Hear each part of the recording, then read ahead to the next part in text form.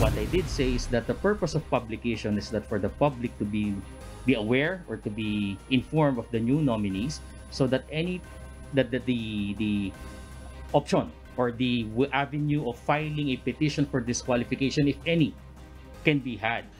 Tinuligsa ni dating Duterte Youth Representative Yusek Ronald Cardema ang pagiging first nominee ni dating COMELEC Commissioner Rowena Guanzon ng pamilya, pasyente at persons with disabilities o P3PWD party list.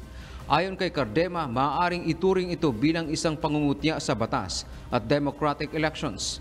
Kapag pinayagan aniya si Guanzon na mag-substitute, ibig sabihin ang sinumang mayaman o traditional politician ay maaari lang maghintay sa susunod na eleksyon at makipagkasundo sa mga nanalong kandidato upang sila ang makaupo sa Kongreso. Dagdag pa nito, si Guanzon ang gumawa ng deadline hinggil sa substitution noong nakaraang taon, ngunit siya rin ang nagbaliwala nito.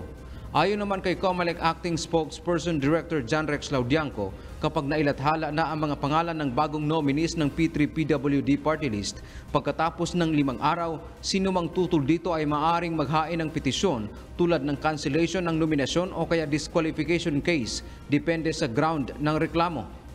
Since they have not yet assumed office, the petition for disqualification, if any, will be filed sa COMELEC po.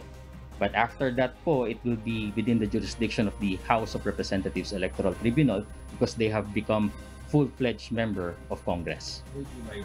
Samantala sa kanyang Twitter account, sinabi ni Guanzon na irrelevant o walang karapatan na gumawa ng isang aksyon si Cardema. Nagbabanta pa ito na magsasampa ng mga kaso laban kay Cardema. Dan Tiamento, UNTV, News and Rescue.